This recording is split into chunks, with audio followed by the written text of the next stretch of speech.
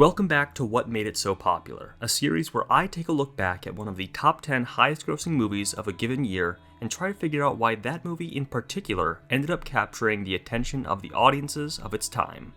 Today, to mark the release of Twisters, I'm taking a look back at the original film from 1996, Jan de Bont's Twister. It's a film that came out years before I was born, but I hold a lot of nostalgia for because it's one that my mom showed me time and time again while I was growing up. Twister is a relatively simple disaster movie with a very human story at its core. It follows Bill and Joe Harding, played by Bill Paxton and Helen Hunt, as they get wrapped up in a storm-chasing frenzy in Oklahoma. They attempt to resolve their marital strife while testing new tornado measuring technology along with a varied cast of other storm chasers. On a budget of about $90 million, Twister grossed $241 million.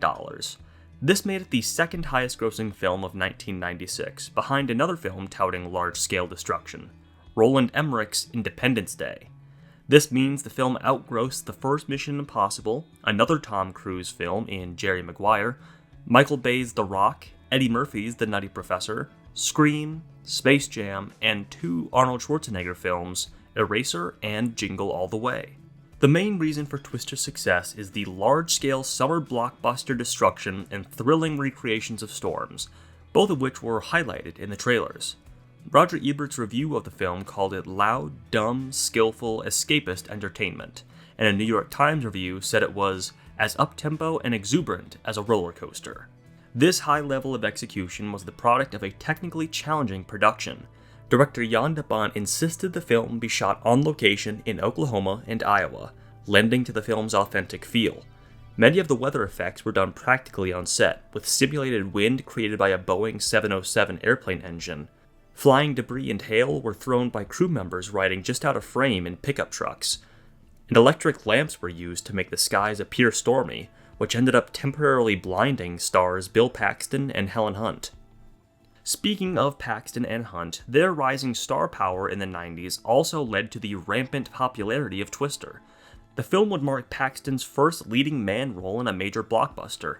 While he was a known quantity by 1996, he had often been cast in colorful supporting roles, like in Aliens, Predator 2, and True Lies, or as a great addition to an ensemble, like in Apollo 13 or Tombstone. Tom Hanks read for the role of Bill in Twister and ended up recommending Paxton, having just starred alongside him in Apollo 13. Paxton now has an enduring legacy as a memorable part of many blockbuster franchises of the 80s and 90s. Helen Hunt, on the other hand, rose to fame in the world of television. By the time Twister was released, she had already won 2 Golden Globes for portraying Jamie Buckman in the NBC sitcom Mad About You. The series ran from 1992 to 1999 and regularly ranked in the top 50 most viewed shows each year, according to Nielsen. She would go on to win an Oscar the following year for As Good as It Gets. Hunt was director Jan de Bont's first choice for the leading lady role. While Warner Brothers was initially wary because of her lack of experience in films, de Bont felt she was perfect for the witty back and forth necessary between Joe and Bill. Writer Michael Crichton originally envisioned the relationship to be akin to Cary Grant and Rosalind Russell in the iconic 1940 screwball comedy His Girl Friday, and the snappy dialogue was punched up well into the film's production by writers Joss Whedon and Steve Zaillian. But Twister would not have been the landmark blockbuster it was if it weren't for the groundbreaking special effects. The original pitch from Amblin Entertainment wasn't actually a script at all, but instead a proof-of-concept digital reel from Industrial Light and Magic, the preeminent special effects house founded by George Lucas. Reporting from Entertainment Weekly in 1996 theorized that post-production effects, along with some reshoots, increased the film's budget from $70 million to $90 million. State-of-the-art particle effect technology was used to create the tornadoes, and the infamous flying cow model was just a reused zebra from the production of Jumanji. The film would be nominated for Best Visual Effects at the Oscars that year, but once again fell short of Roland Emmerich's Independence Day. The unforgettable tornado sound was also a feat of post-production magic. The final product was a complex mix of jet engines and the growls of lions, tigers, and even camels. After its release on May 10, 1996, Twister remained the highest-grossing film at the domestic box office for 2 weeks and hung around in the top 5 until late June. An article in the Los Angeles Times noted that the film received buzz from local news outlets, who were plugging the box office smash during their coverage of real storms over the summer.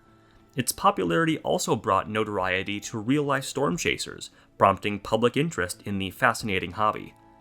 After its theatrical run ended in late summer, it took on another massive hold as a home media hit, topping VHS and Laserdisc sales during the holidays. Twister, bring it home for the holidays. Twister also holds a singular place in physical media history as the first ever feature film released on DVD on March 25, 1997. A standalone sequel to the film, entitled Twisters, is set to be released on July 19, 2024. The original film will forever hold a place in disaster movie history, as it gave audiences of the time a chance to experience incredible special effects and staggering recreations of the destruction wrought by natural disasters.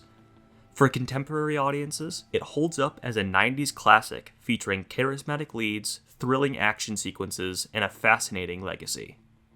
Thank you for watching this retrospective of 1996's Twister, and let me know your thoughts on this timeless film.